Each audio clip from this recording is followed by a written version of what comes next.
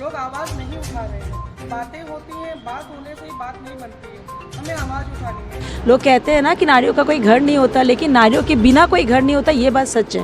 और रही बात ध्यान की और एकाग्रता की, क्योंकि कॉन्सेंट्रेट खुद पे नहीं है। आजकल की दुनिया में देख ही रहे हो। बेटी को तो सब मानते ही है, लेकिन सबको ऐसा रहता है कि अगर बेटा रहेगा तो आगे बढ़ेगा, आगे बेटियां नहीं बढ़ा पाती। हमको बेटियां संभालती है माँ बाप को, लड़के तो हमको छोड़ के ही चले जाते हैं बूढ़े हो जाने के बाद। ऐसा माहौल है, एक ऐसी सोसाइटी है कि अभी भी उसे महिलाओं को सहन करना पड़ता है। महिलाओं को चार दीवारों में बंद करके खाना ही पकाना है, उसको कहीं नहीं जाना। नमस्कार, मैं प्रिया सिंह, प्रज्ञा न्यूज़ की रिपोर्टर। आज हम अंतर्राष्ट्रीय महिला दिवस पर आप सभी को बधाई देते हैं और मैं आज आप सभी के सामने उपस्थित होकर काफ़ी गर्व महसूस कर रही हूँ। आज हम उन सभी महिलाओं के अविश्वसनीय योगदान, सम्मान और उनके जो उन्होंने समाज को आकार दिया है, जो उनके लिए सम्मान होना चाहिए, उस विषय में हम चर्चा करेंगे। और आज हमारे साथ उपस्थित सभी महिलाओं के साथ हम इस विषय में चर्चा करके बाकी वार्तालाप आगे बढ़ाएंगे। हमारे साथ बने रहिए। हेलो, नमस्कार, आप अपना इंट्रोडक्शन दीजिए। नमस्कार, मेरा नाम आरती सिंह है और मैं एक सोशल वर्कर हूँ, एक बिजनेस वुमेन हूँ। आज एंटायर वापी में मैंने मेरा कैरियर स्टार्ट किया था, तो बहुत छोटे पैमाने से घर से स्टार्ट किया था। घर में भी महिलाएं रह करके बहुत कुछ कर सकती हैं, तो मैंने ट्यूशन क्लासेस से अपने कैरियर स्टार्ट किया था। फिर धीरे धीरे जॉब किया कॉर्पोरेट लेवल में। उसके बाद मैंने अपना खुद का बिज़नेस स्टार्ट किया। आज मैं अपना खुद का ट्रस्ट चला रही हूँ। मैं सोशली बहुत एक्टिव हूँ, हर एक जगह पे।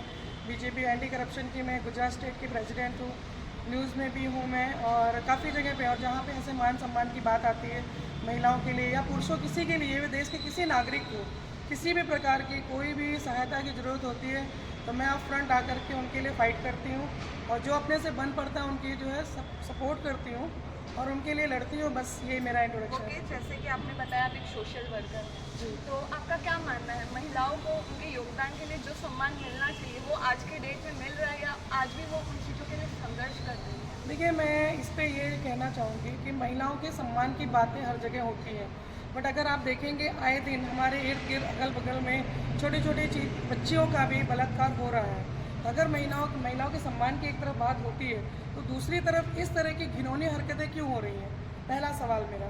तो सवाल मेरा और उसका जवाब भी ये है कि कहीं ना कहीं कोई तो कमी रह गई है, जो महिलाओं के सम्मान के लिए लोग आवाज़ नहीं उठा रहे हैं। बातें होती हैं, बात होने से ही बात नहीं बनती है, हमें आवाज़ उठानी है।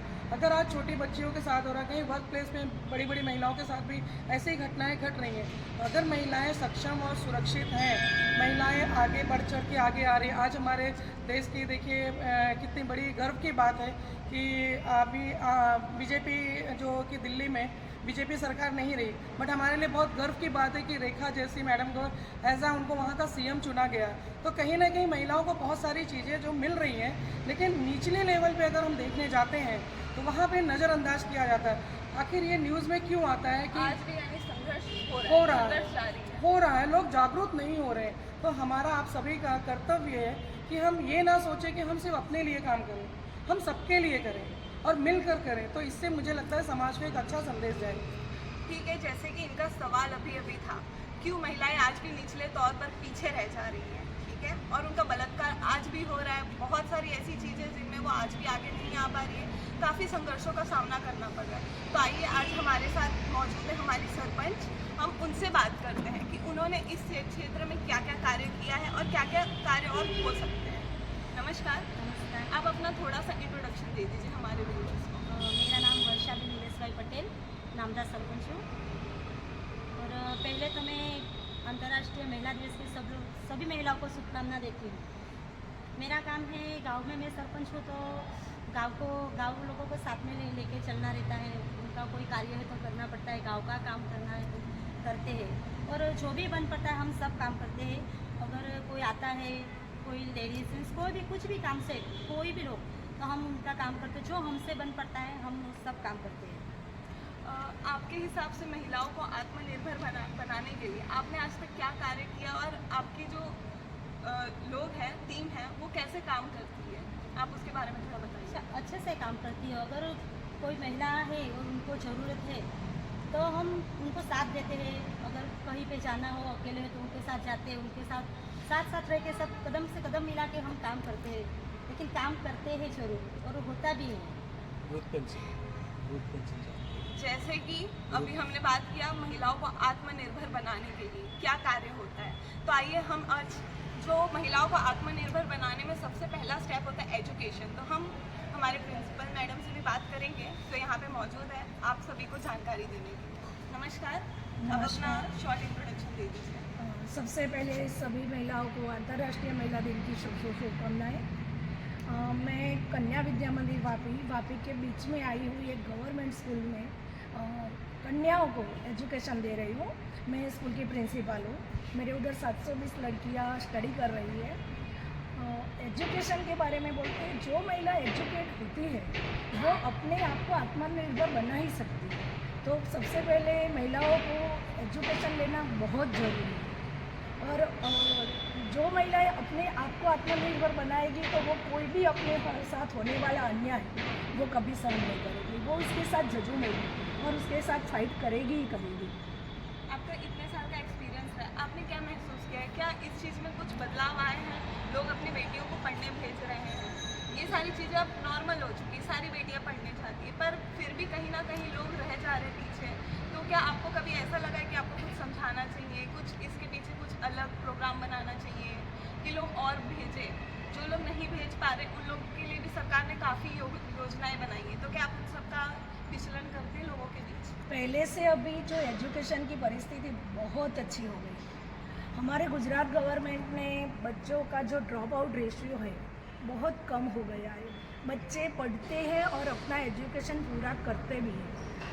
थोड़े बहुत बच्चे नहीं पढ़ते तो हमारे टीचर्स उसके घर पे जाके पेरेंट्स को समझाते हैं एजुकेशन लेना कितना ज़रूरी है, वो समझाते हैं। अभी गवर्नमेंट की एक स्कीम है रानी लक्ष्मीबाई आत्मरक्षा डिफेंस तालीम आती है। हर बच्चियों 6 to 8 वाली 8 में पढ़ने वाली हर बच्चियों को वो डिफेंस तालीम हम ट्रेनिंग देते हैं जो अपने आप को कहीं भी डिफेंस कर सके। और हर साल ये प्रोग्राम रहता है और बच्चियाँ ये तालीम लेके अपने आप को सेफ महसूस करती है और जो समाज के सामने जो अपना जो डर था वो निकल जाता है और बच्चे बहुत अच्छा काम कर रहे हैं। आपके स्कूल में क्या महिलाएं टीचर भी उतनी ही रेशियो में जितने में पुरुष हैं? हमारे उधर 22 का स्टाफ है, इसमें 21 महिला टीचर है, एक ही मेरा मेल टीचर है। तो बच्चियों के साथ महिला टीचर का जो संकलन होता है बहुत अच्छी तरह से तो काफ़ी सुधार आया है। बहुत सारा सुधार आया है। तो जैसे कि इन्होंने बताया काफ़ी सुधार आ चुका है, लेकिन कहीं ना कहीं हम देखते हैं कि महिलाएं अपने स्वास्थ्य को लेकर पीछे रह जाती हैं क्योंकि उन्हें बहुत कुछ देखना पड़ता है। आजकल महिलाएं इंडिपेंडेंट हो चुकी है तो उन्हें बाहर के काम और घर के काम दोनों देखने पड़ते हैं। तो क्या वो अपने स्वास्थ्य को लेके अच्छे काम कर पाती हैं या वो उसे नज़रअंदाज करती है? तो आइए हम हमारे योग्य ट्रेनर से बातें करते हैं। हेलो, नमस्कार, आप अपना इंट्रोडक्शन दे दीजिए। सभी को पहले तो महिला दिवस की शुभकामनाएं। और मेरा नाम माया घोड़गे है और मैं आज तक कार्य कर रही हूँ। गुजरात राज्य बोर्ड की कोच हूँ और मेरा काम टीचर्स ट्रेनिंग देने का है और पतंजलि के टीचर हूँ, लकीलश से भी टीचर हूँ और आईओएनओ के टीचर रह चुकी हूँ। मेरा वैसे भी कंप्लीट हुआ है, डिप्लोमा किया है और ऐसे योग के कार्य करती आ रही हूँ। और मेरा काम टीचर्स ट्रेनिंग जो लेडीज़ देखते हो हर कंपनियों में जाते हैं तो इतने भी कार्य हर कोई कर नहीं पाता है, तो वो कार्य भी कर सकती है। और दूसरे के आजकल कितनी बीमारियां आ रही हैं उसको योग एक सहारा है।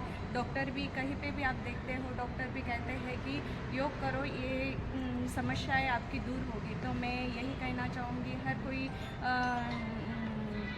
महिला हो या जेंट्स हो, गुजरात राज्य बोर्ड में निःशुल्क ट्रेनिंग दी जाती है और ट्रेनिंग लेने के बाद 2 महीने की ट्रेनिंग रहते हैं। मेरा काम ही टीचर्स ट्रेनिंग देने का है। कहीं पे भी निःशुल्क रहता है, जहाँ पे भी लोग इकट्ठे होंगे वहाँ पे जाके हम ट्रेनिंग देते हैं। आप महिलाओं को कैसे प्रोत्साहन करती हैं कि वो अपने लिए समय निकालें और ये काम करें?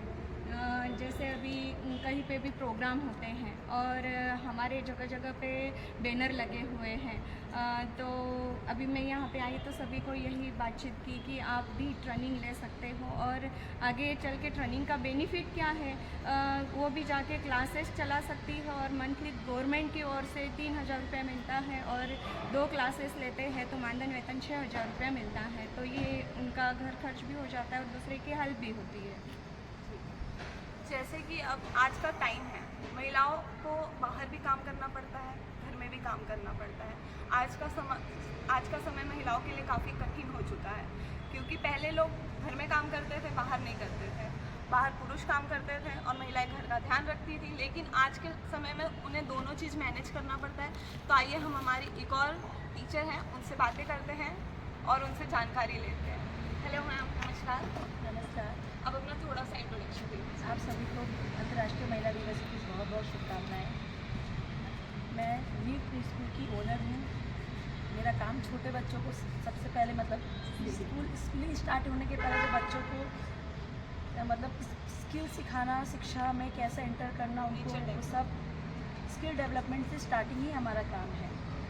तो सबसे पहले अंतर्राष्ट्रीय महिला दिवस सिर्फ एक दिन नहीं है, ये कहीं ना कहीं हमारा एक मूवमेंट है महिलाओं को सम्मान दिलाने का, महिलाओं को सुरक्षित रखने का। सिर्फ एक दिन का काम नहीं है, हमारे पूरे ज़िंदगी का काम है।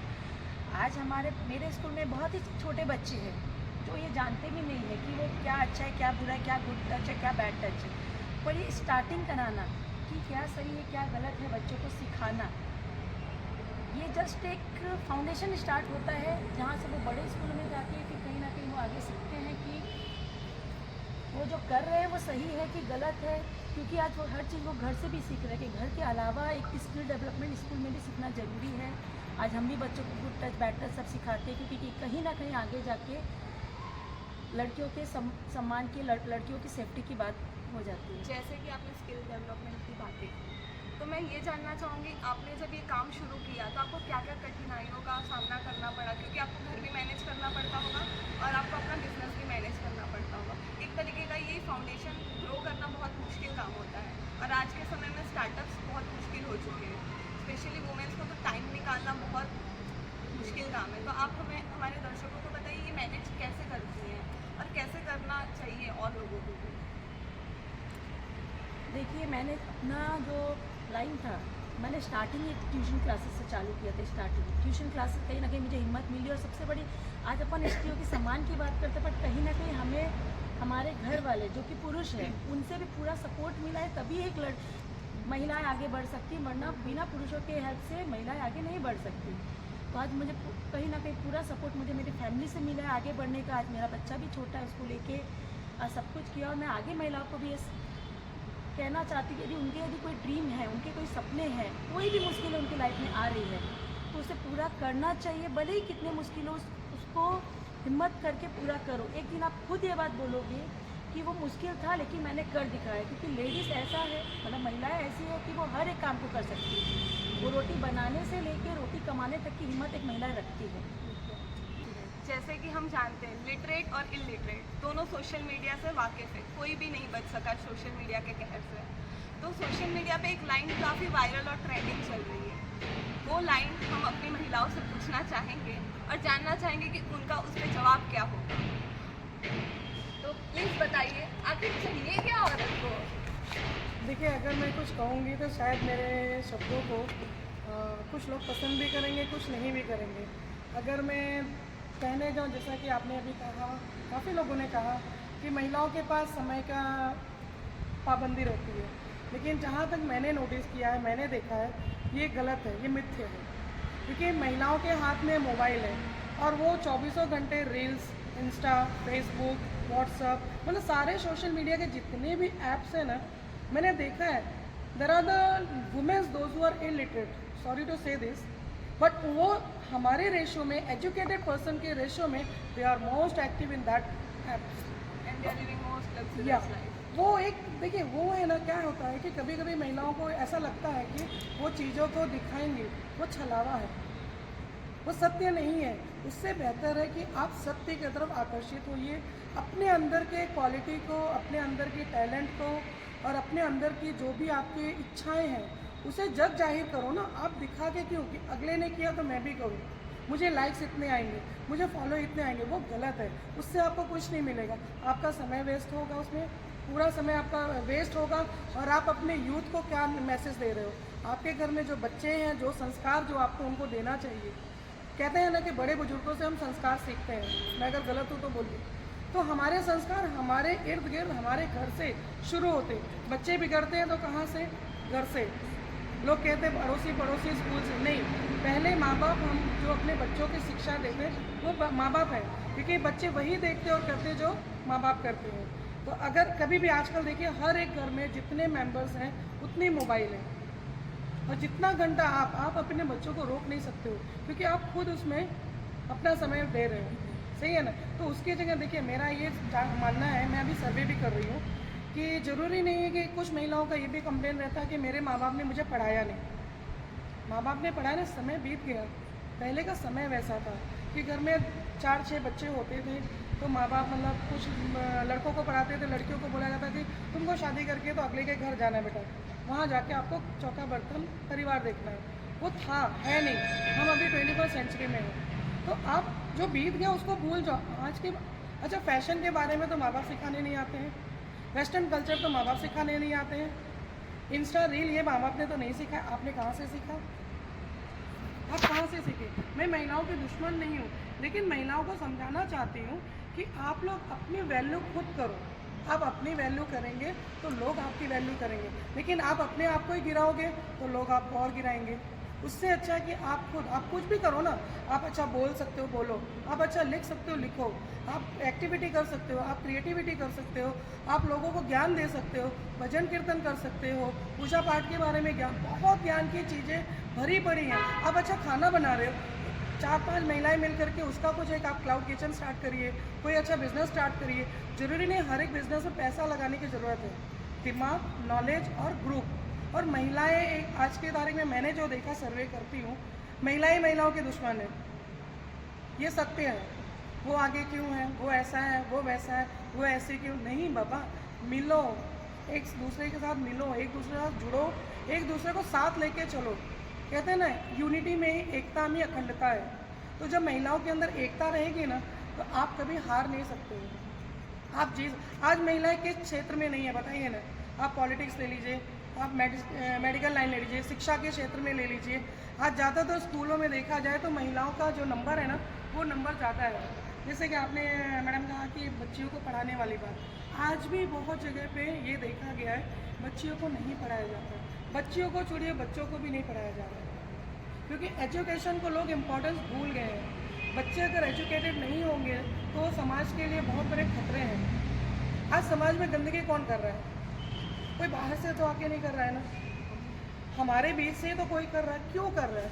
क्योंकि माइंड उसकी साइकोलॉजी, उसका सेट ऑफ माइंड जो है, उसकी जो थिंकिंग है ना, उसको बड़े बड़े घरों में क्या होता है, बच्चा लड़का है तो आप किया कुछ किया, ले बेटा आईफोन ले ले, बाइक ले ले, कार ले ले। गलत है, बहुत गलत है। उसकी जगह पे आप अपनी संस्कृति, आप अपनी कल्चर, आप अपने समाज के लिए जो आज की हमारी जो आस्था, हमारा विश्वास और आज हमारा सनातन धर्म के पीछे जो लोग दुनिया बोल रही, गुरु और साधु संत आप मतलब आगे आकर के हमको ज्ञान दे रहे हैं कि हमारी संस्कृति और हमारा जो सनातन है, सनातन पीछे क्यों रह गया है, उसकी वजह क्या है? आप सोचिए ना ज़रा, सनातन पीछे क्यों? एजुकेशन भी है, मेडिकल भी है, बाद में योग भी चल रहा है, सारी चीज़ें चल रही, सारी चीज़ें योजनाएं आ गई हैं, बताया जा रहा है, फिर भी गुरुओं महासंतों को आके कथा करके और लोगों को अवेयर करना पड़ रहा है। जो भीड़ बैठती है जनता में, उनके घर में क्या उनको नहीं पता कि हमारे सनातन धर्म क्या है? भगवा पहनना, तिलक लगाना इज़ नॉट अ सनातन धर्म। जोर जोर से नारे लगाना, चिल्लाना सनातन धर्म नहीं है। सनातन धर्म को जानना हमें बहुत ज़रूरी है। जागरूकता हमारे घर से शुरू करिए, समाज में लाइए, सोसाइटी में लाइए, अपने परिवार, अपने जो है कहते हैं ना, अपने जो रिलेटिव्स हैं या अपने नज़दीक के लोगों को, फिर उसको बाहर ले जाइए, तो दुनिया बहुत अच्छी है, हम भी अच्छे हैं।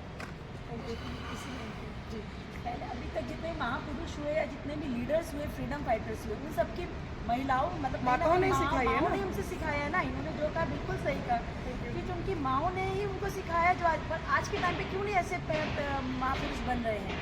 क्योंकि आजकल माएँ आधे से ज़्यादा टाइम इंस्टाग्राम पे और इसमें निकाल रही है। आजकल की माएँ अपने बच्चों को किस तरीके से टिकटॉक बनाना, किस तरीके से रील बनाना ये सिखा रही है, ना कि उनको कोई अच्छे संस्कार दे रही है। इसलिए कहीं ना कहीं आज के टाइम पे ये कहीं ना कहीं रुकावट आ ही रही है। जैसे कि सब जानते हैं, ताली एक हाथ से नहीं बजती। महिलाएं आज पीछे हैं कहीं ना कहीं उनकी भी गलतियां हैं, लेकिन हम इस बारे में फिर भी चर्चा करेंगे कि आज के समय में जो महिलाएं हैं, इन्होंने कहा कि महिलाओं को अपनी वैल्यू खुद करनी चाहिए। तो महिलाएं भी पढ़ लिख रही हैं, बाहर जा रही हैं, काम कर रही हैं, निकल रही हैं, और फिर भी आज उन्हें शादी के वक्त कहीं ना कहीं दहेज प्रथा का सामना करना ही पड़ रहा है। और कई ऐसे क्षेत्र हैं जहाँ दहेज को एज अ गिफ्ट बोल के दिया जाता है। तो मेरा प्रिंसिपल उस पर हम चर्चा करेंगे कि इसके पीछे जितनी खर्चा बच्चों पे किया जाता है, लड़कियों पे उतना ही लड़कों पे भी होता है। तो ये दहेज प्रथा आखिर क्यों बंद नहीं हो रही? और इसके लिए सरकार ने कई नियम निकाले थे, फिर भी कई नियम काम नहीं आते, क्योंकि अंदर ना अंदर इंटरनली बहुत कुछ चलता रहता है और ये दहेज प्रथा अभी भी जारी है। तो इस बारे में भी हम चर्चा करेंगे, सभी की राय इसमें हम जरूर जानेंगे। जी, जैसे कि अभी आपने दहेज प्रथा की बात की, दहेज प्रथा कोई प्रथा नहीं है। इसमें मेरी एंगल से अगर मैं देखूंगी तो दो चीज़ें हैं। पहला तो ये कि पहले के ज़माने में क्या होता था कि घर में मतलब ज़्यादा फैमिली होती थी और किसान हुआ करते थे, तो उनको ऐसा था कि हमारे पास जो है देने के लिए बच्चियों को कुछ भी नहीं है, तो ज़मीन हमारी है, तो वो ज़मीन को बेच के या लड़कियों बच्चियों के नाम पे उनको दिया जाता था। और पहले के ज़माने में डिमांड भी बहुत हुआ करती थी कि मेरा बेटा सरपंच है, मेरा बेटा फलाना है, धमाकड़ा है। पहले एजुकेटेड तो होते नहीं थे कि वो पुलिस में या फिर किसी गवर्नमेंट जॉब में या कोई बिजनेसमैन हो या कहीं पे कुछ चीज़ों में वो कहीं पे वो एक बड़े, बस वो क्या कि गांव के सरपंच के मुखिया के बेटे हैं तो फलाने के हैं, धमाकड़े हैं, दैट टाइप ऑफ ऐसा उनको टाइटल दिया जाता। तो ऐसा कि लड़कियों को दबाया जाता था, औरतों को दबाया गया है पहले के ज़माने में, बहुत दबाया गया, वरना दूध पीती वाला जैसा सिस्टम नहीं होता। शायद आप लोगों ने भी पढ़ा होगा दूध पीती क्या होता था। लड़कियां होती थी, उन्हें दूध की वो गागरी में दबा के बंद करके मार दिया जाता था। लेकिन ये सिस्टम आज भी चल रही है, बंद क्यों नहीं हुआ? ये इसलिए नहीं है, नहीं इसलिए नहीं है क्योंकि वो क्या है ना, एक देखिए मिथ्या चीज़ ऐसी है ना, उसको इतना बढ़ावा दिया गया कि अगर आप दहेज नहीं दोगे, यहाँ पे मैं बोलना चाहूँगी, तो माँ बाप बेचारे क्या सोचते कि हमारी लड़कियों को प्रताड़ित किया जाएगा ससुराल में। तो एक तरह से दहेज is not the actual word, यहाँ पे होना चाहिए लड़कों को बेचा जाता है, लड़के के माँ बाप अपने लड़कों को बेचते हैं, और लड़कियों में इतना दम है ना कि वो लड़की के माँ बाप उनको खरीदते हैं, उनका मुंह बंद कर देते डे वन से, लो भाई गाड़ी बंगला जेवर ये ते फलाना, और हमारी बच्चियों को सुरक्षित रखना। लेकिन आज भी दहेज लेने के बाद भी लड़कियां सुरक्षित नहीं हैं, बहू बेटियां सुरक्षित नहीं हैं, क्योंकि डिमांड इतना ज़्यादा बढ़ गया। पड़ोस में देख लिया, अगले के यहाँ 25 लाख का दहेज आया है, तो मेरे यहाँ तो कम आया है, चलो इसको प्रताड़ित करो, इसको प्रेशर करो, माँ बाप से थोड़ा बहुत और कुछ आएगा। मैंने कई परिवारों से दहेज को लेकर जी, पर जो लड़की तरफ की पार्टी होती है वो कहती है कि कल को इनके बीच में बनी ना बनी, कल को एलिमनी वाली बातें आ गई, तो इसीलिए हमें ये लेना पड़ता है एज अ सेफर साइड। नहीं, ये गलत है, ये बिल्कुल गलत है। वो सिर्फ एक डिफेंस में कहने के लिए शब्द इस्तेमाल किया गया है। आज तक काफ़ी सारी शादियां हमारे माँ बाप, हमारे पेरेंट्स हैं, तो उन्होंने भी आपने देखा होगा कि हम पुराने टाइम से चले आ रहे हैं। अगर आप भी हम लोग यहाँ बैठे 20-25 साल, 22 साल, 20 साल शादियों को हो गए, तो हमने तो एलिमिनेशन तो कभी मांगा ही नहीं। एलिमनी अपना डाइवोर्स होता है। नो, आजकल तो शादियाँ अभी भी टूट रही हैं। कल शादी हुई, पता चला बैंड बाजा बाराती के साथ, आज शादी टूट गई है। ये डाइवोर्स रेट पिछले 10 सालों से काफ़ी बढ़ चुका है। अगेन आई विल से आज मैं इसे कह रही हूँ कि मैं ना बहुत सत्य बोलती हूँ, कड़वा बोलती हूँ, शायद लोग पसंद भी नहीं करें। इसमें एक महिला होकर के मैं महिलाओं के लिए भी बोलना चाहती हूँ। कुछ महिलाएं हैं जो शादी को भी मजाक समझती हैं, शादी को भी फैशन समझा जाता है। इसमें एक तरफा गलत सिर्फ पुरुषों का ही नहीं है, महिलाओं का भी है, क्योंकि उनके जो कल्चर है ना, वो किटी पार्टी में जाना, होटल्स में जाना वगैरह वगैरह जो भी सारी हैं, ये क्या है? उसकी जगह पे आप क्यों नहीं ज्ञान की बातें इकट्ठे होगी करते? किटी पार्टी में आप क्या करते हो? मुझे तो आज तक समझ में नहीं आया। सही बोल रहे मैम कि गलत बोल रहे? बिल्कुल time waste of time, energy and money. तो हस्बैंड्स को भी वो पता है कि मेरी बीवियाँ गलत करें, लेकिन घर में कलेश नहीं चाहते हैं। आजकल महिलाएं बहुत बुलंद है घरों में अपने, ऐसा नहीं है, महिलाओं का ही राज चलता है। लेकिन पुरुष को कलेश नहीं करवाना, क्योंकि देखिए घर से बात बाहर जाएगी, बाहर जाएगी, समाज तक जाएगी, लोगों तक जाएगी, फिर तो वहाँ डाइवोर्स वाला सिस्टम आएगा ही आएगा। ये देखा जाता है। जैसे आपसे बात करके पता चल रहा है कि आप दहेज प्रथा के बिल्कुल खिलाफ हैं। बिल्कुल खिलाफ हूँ। तो मैं आपकी बेटी है? पूरी बेटी वो मेरे सामने। तो आपने बोला कि माँ बाप को कहीं ना कहीं डर रहता है कि हम दहेज ना दें या गिफ्ट ना दें तो हमारी बेटी ससुराल में जाके प्रताड़ित होगी, तो आपको इस चीज़ का डर नहीं? बिल्कुल डर नहीं है, क्योंकि मैं वो एक ऐसी महिला और ऐसी माँ हूँ, और पहली बात ऐसी नारी शक्ति हूँ कि मैं मेरी बेटी को इस काबिल बनाऊँगी, इस बुलंदी पर उसको खड़ा करूँगी ना कि दहेज वाली बात आए ही ना। और अगर मान लीजिए कोई लड़का आता है सामने से और बोले कि मेरी बेटी शादी करनी, डे 1 से पिक्चर क्लियर रहेगा कि भाई ना मैं खरीदूंगी ना मैं बेचूंगी। ये समाज को एक मेरी तरफ से संदेश है, ना खरीदूंगी ना बेचूंगी। लड़की पसंद है, तुमको रिश्ता करना है, तुमको साथ निभाना है तो आइए और ले जाइए। पूरी प्रथा के साथ मैं अपनी बेटी को विदा करूँगी। आज हमारे समाज को ऐसी माओं की ही ज़रूरत है। आइए हम प्रिंसिपल मैडम से भी बात करते हैं कि दहेज प्रथा को लेकर इनका क्या कहना है। ये अपनी जो शिक्षक हैं, शिक्षिकाएं हैं, बच्चे हैं, उनको कैसे साझा करती कि वो इस चीज़ को ना माने, इस चीज़ के खिलाफ रहे। खिलाफ रहना इन द सेंस मतलब ये गलत भी है एक तरीके से। क्यों हम किसी को पैसे खुद को रखने के लिए दें जब बच्चे भी उतनी ही पढ़ाई कर रहे हैं जितनी बच्चियाँ कर रही हैं? मैम ने बताया, मैं ऐसा मानती हूँ कि दहेज प्रथा कैसे आई। तो पहले लड़कियां को पढ़ाया नहीं जाता था, लड़के पढ़ते थे। घर की जो आर्थिक जो स्थिति थी वो लड़कों से थी। लड़कियां नहीं कमा रही थी, वो ससुराल जाके अपना खाना पका रही थी, 4 दीवारों में ही बैठी थी। तो उसके पेरेंट्स को धीरे धीरे मैडम ने बोला वैसे खरीद ही जाते थे। मतलब कि हमारी बेटी आपके घर पे आ रही है तो हम थोड़ा बहुत उसको देंगे ताकि वो सम्मान से खा सके, अपना रोटी खा सके। और माँ बाप भी पेरेंट्स लड़के के घर पे जाके कुछ एक पानी भी नहीं पीते थे। क्यों? तो उसकी बेटी नहीं कमा रही थी।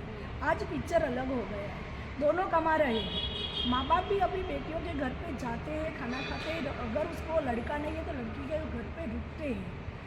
बहुत सारे समाज है उसमें बहुत अच्छी सुधार आई है, लेकिन कोई ऐसा समाज है कि जिसमें अभी भी लड़कियों को पढ़ाया नहीं जाता। इसलिए वो दहेज दे रहे हैं कि अपनी बेटी को सक्षम नहीं बनाया तो अपने जो दामाद है उसके मेरी बेटी डिपेंडेंट है, इसलिए दहेज प्रथा।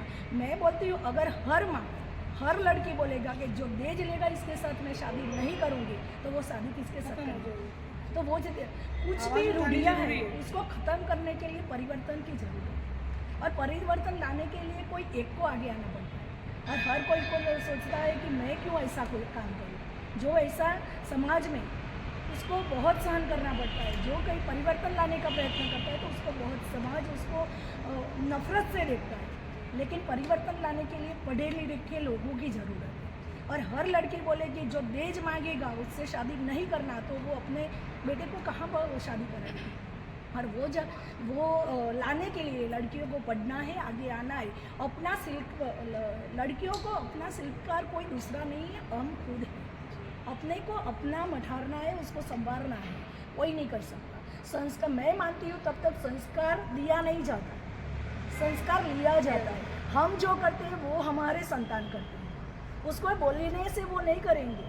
मैं बोलूँगी मेरे बेटे को कि तू मोबाइल मत चला, इसके पहले मुझे मोबाइल मत चलाना।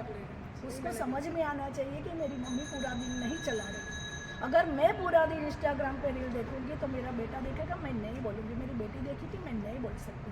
तो अपने आचरण से संस्कार आते हैं, संस्कार दिए नहीं जाते, संस्कार लिए जाते हैं।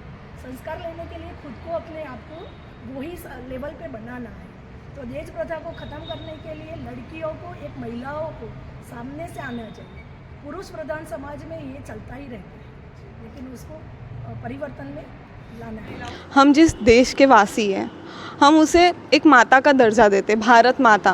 तो क्यों ना बात माताओं पे भी की जाए। जो गृहिणी हैं उन्हें वो अपने जीवन का, जैसे कि एक सर्वे हुआ, उन्होंने उसमें सर्वे में मालूम चला वो अपने जीवन का 17 साल सिर्फ किचन में व्यतीत कर देती हैं।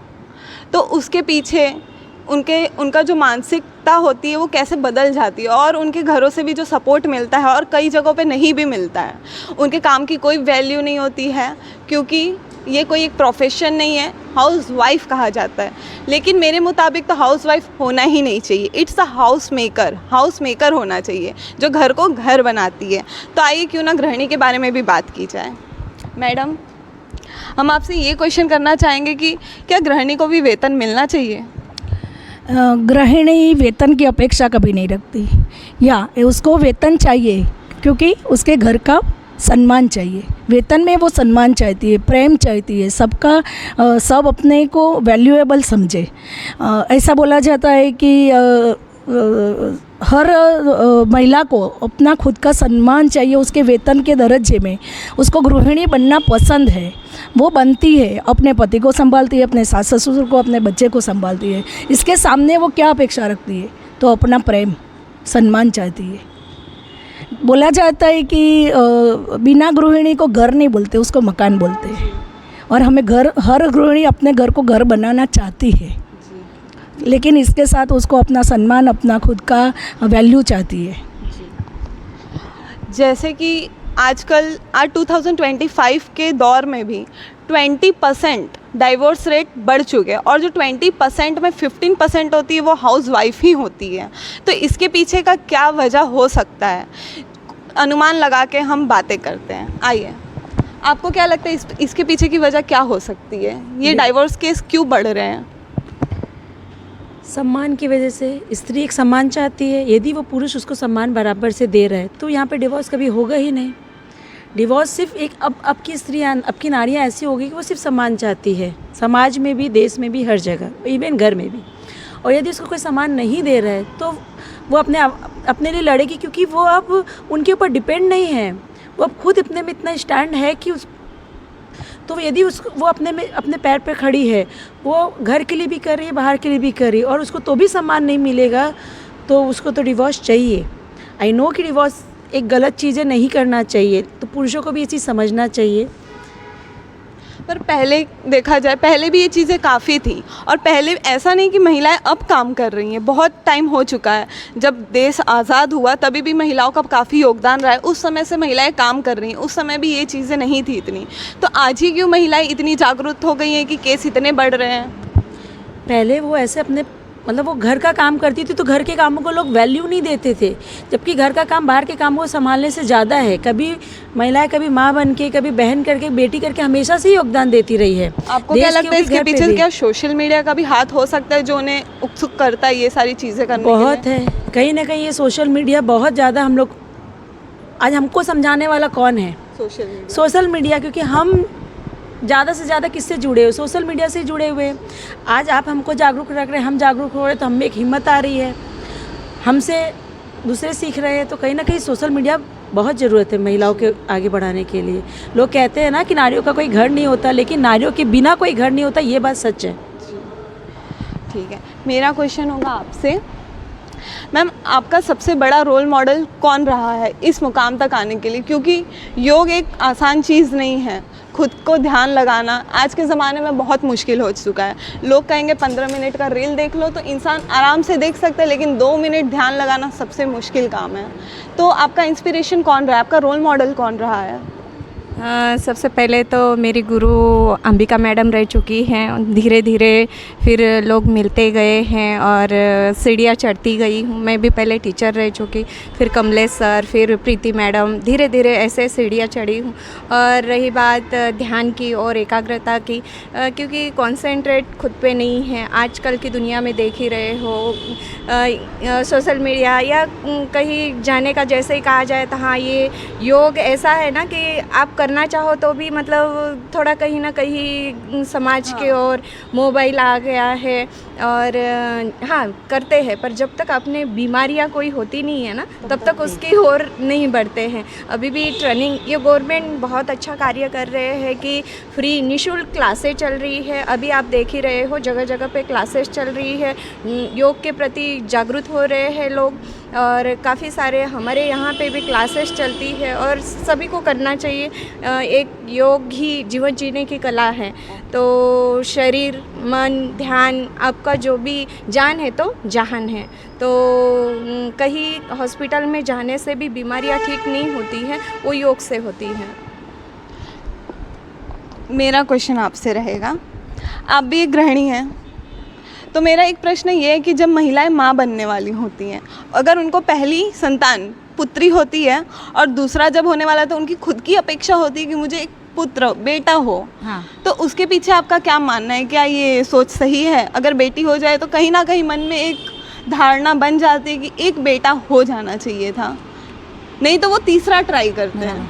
वो तो जनरली है, तो बेटी को तो सब मानते ही है, लेकिन सबको ऐसा रहता है कि अगर बेटा रहेगा तो आगे बढ़ेगा, आगे चल बेटियां जाएगा। नहीं बढ़ा लेकिन पाती। क्या है कि अभी सब सोच पहले जैसे नहीं रही है, अभी बहुत सारा परिवर्तन आ चुका है। अभी बेटी हो चाहे बेटा हो, सबके लिए सब एक ही समान है, क्योंकि बेटी को भी पढ़ाते हैं, बेटे को भी पढ़ाते हैं, सब सेम। जितना बेटे के ऊपर खर्चा करते हैं उतना ही बेटी पे भी करते हैं। अभी बहुत आगे निकल चुका है, पहले जैसा कुछ रहा नहीं है।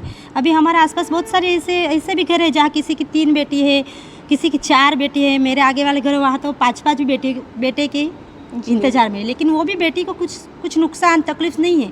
सब अच्छे से पढ़ती है, लिखती है, माँ बाप खर्चा भी करते हैं, सब है ना। बहुत परिवर्तन है अभी के ज़माने में। ऐसे कुछ नहीं है बेटी है बेटा है, ऐसा कुछ नहीं है, सब बराबर ही है। लोग बेटे इस आस में रखते थे ना कि हमको मतलब हम जब बूढ़े हो जाएंगे तो हमको संभालेंगे, लेकिन ये मेरा मानना है कि आजकल लड़कों से ज़्यादा हमको बेटियां संभालती है माँ बाप को। लड़के तो हमको छोड़ के ही चले जाते बूढ़े हो जाने के बाद, लेकिन संभालती बेटियां हैं। तो अब बेटों से आशा रखना वो नहीं कि हमको बेटे चाहिए तो ही हमारा बुढ़ापा सुधरेगा, ये बात गलत पर है। कहीं ना कहीं मन में एक रह जाता है कि नहीं, एक बेटा तो ज़रूरी था। वो तो बेटा हो जाए तो सबको एक बेटी भी चाहिए परिवार बनाने के लिए। यदि बेटा हो जाए तो अब की सोच ऐसी हो गई कि उनको एक बेटी भी चाहिए अपना परिवार बनाने के लिए, कि उनको दोनों का सुख मिले, बेटा और बेटी का। हाँ, पर अभी भी बहुत परिवार है कि बेटियां होने पे रोते हैं। जी ज़रूर। अभी भी काफ़ी परिवार ऐसा है। किसी समाज में ऐसा रहता है कि बेटी को तो बहुत प्यार से रखते ही है, लेकिन किसी को ऐसा होता है कि अगर बेटियाँ शादी करके चली जाती है ससुराल, तो माँ बाप अकेले रह जाते हैं। उसी की वजह से भी किसी को ऐसा, तो अगर एक बेटा हो जाए तो घर संसार संभाल लेगा, माँ बाप संभाल लेगा, ऐसे। क्योंकि बेटी ससुराल चली जाती है जी, उसको फिर सरकार ने एक ऐसी योजना बनाई थी जिसके तहत जो भी माँ बाप की संपत्ति धन है वो सारे बच्चों में बराबरी में बांटी जाए, चाहे वो बेटा हो या बेटी हो। इसके पीछे भी कितने लोगों को ये चीज़ें सही नहीं लगी कि बेटियों को क्यों, तो इसके पीछे आपका क्या कहना है?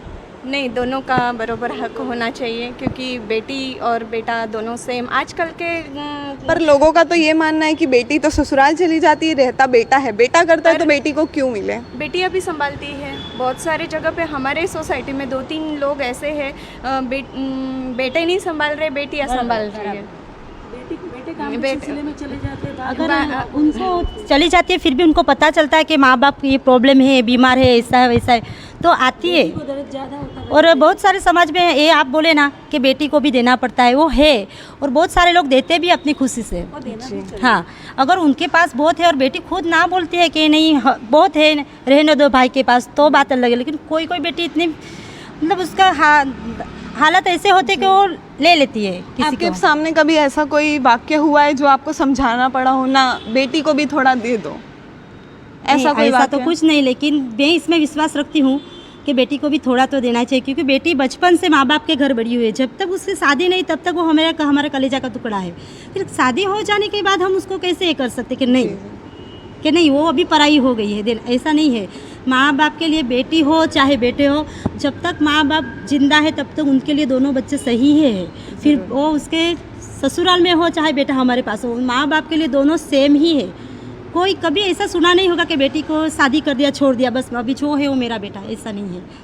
इसलिए जिसके वो हालात है वो देते हैं और जिसको लेते हो लेते। जैसे कि आप एक एजुकेटर हो, आप बहुत लोगों को एजुकेशन देती हैं, बहुत लोगों को बहुत कुछ समझाया होगा आपने अपनी लाइफ में ऐसा कुछ देखा है कि माँ बाप चाहते हो कि बेटा हो जाए और वो उसके पीछे जो हो वो औरत ही औरत की दुश्मन बन रही हो, तो आपने उस चीज़ को कैसे टैकल किया, कैसे उनको समझाया? कल ही हमारे स्कूल में महिला दिन की हमने सेलिब्रेशन किया लड़कियों के साथ, और मैंने सब लड़कियों को ऐसा भी समझाया। एक लड़की 4 बहनी, अभी उसकी चौथी बहन आई, तो मैंने उसको फाल्गुनी पाठक का बात बताई कि वो अपने माता पिता की चौथी संतान थी। अपने पापा को अच्छा नहीं लगा, उसको लगा कि मुझे एक लड़का चाहिए, लेकिन उसने अपने पापा को दिखा के बताया कि आपसे लड़के की जो उम्मीद थी वो मैं फुलफिल करूँगी। और आज उसके पापा गर्व से फाल्गुनी पाठक के बारे में अपना गर्व ले रहे हैं। मैंने भी मेरी लड़कियों को समझाया कि आप अपने माँ बाप की लड़कियाँ हैं तो उसको कभी एहसास नहीं होना चाहिए कि मुझे एक लड़का होता तो अच्छा होता। तो अपने आप को खुद को इतना सक्षम बनाओ कि माँ बाप को कभी भी ऐसा एहसास नहीं होना चाहिए कि मुझे एक लड़का चाहिए या होता तो अच्छा होता। तो वो काम हमारा है। ये हमारे समाज में एक इम्बैलेंस हो गया है। एक सोसाइटी ऐसी है कि उसमें महिलाओं को बहुत अच्छा प्लेटफॉर्म दिया जाता है और एक ऐसा माहौल है, एक ऐसी सोसाइटी है कि अभी भी उसे महिलाओं को सहन करना पड़ता है। महिलाओं को 4 दीवारों में बंद करके खाना ही पकाना है, उसको कहीं नहीं जाना। मैडम ने बताया था कि किटी पार्टी ज़रूरी है। महिला 4 दीवारों के बाहर आती है, लेकिन उसमें जो काम होता है वो अच्छा। किटी पार्टी में मात्र डांस करना ऐसी बात नहीं होती। महिलाओं एक कंपटीशन रखती है खाना पकाने की कि हम एक ऐसे आइटम है, तो वो एक दूसरे को जानती है, पहचानती है, दोनों को अपना। वो किटी पार्टी ज़रूरी है। किटी पार्टी में अच्छी प्रवृत्ति होती है तो ज़रूरी है महिला को बाहर, जो महिला वर्किंग वूमन नहीं है उसको एक प्लेटफॉर्म मिलता है सबके साथ बैठने का, अपने आप को प्रेजेंट करने का, तो वो भी ज़रूरी है किटी पार्टी। तो महिलाओं को खुद को अपने आप को संवारना है। मैं बार बार बोल रही हूँ कि कोई आपको कुछ नहीं दे सकता। अपने आप को संवारना अपने आप है। अपना शिल्पकार अपने आप को बनना है। कोई आपको बाहर नहीं ले जाएगा, खुद को जाना है। अपना प्लेटफॉर्म खुद को बनाना है। BR अम्बेडकर जी ने बोला है कि जो समाज में महिलाओं को सम्मान दिया जाता है वो समाज की प्रगति होती है। तो जो समाज ने अपने महिलाओं को सम्मान दिया है वो समाज बहुत आगे बढ़ गया है, और जिसने महिलाओं को दबा के रखा है वो समाज आगे नहीं है। वो भी एक फैक्ट है। मैं आज महिला के बारे में बोलती हूँ कि महिला धूप सली की तरह है। उसमें थोड़ी आग है, थोड़ा धीरज है, थोड़ी सहनशीलता है। वो खुद जल के अपने परिवार को सुगंधित बनाती है। दूसरा नमक जैसी है, उसकी हाजिरी की कोई नोंद नहीं लेता, लेकिन उसके बिना बेस्वाद हो जाता है। और महिला को सम्मान देना ही चाहिए। और महिला, जिसने भी महिला का सम्मान दिया वो फैमिली प्रगति पर ही है। बस। जैसे कि आज हमने जो वार्तालाप की उसमें पता चला महिलाएं किसी से कम नहीं है। आज की नारी सब पे भारी। तो आज का हम कार्यक्रम यही समाप्त करते हैं काफ़ी जानकारियों के साथ।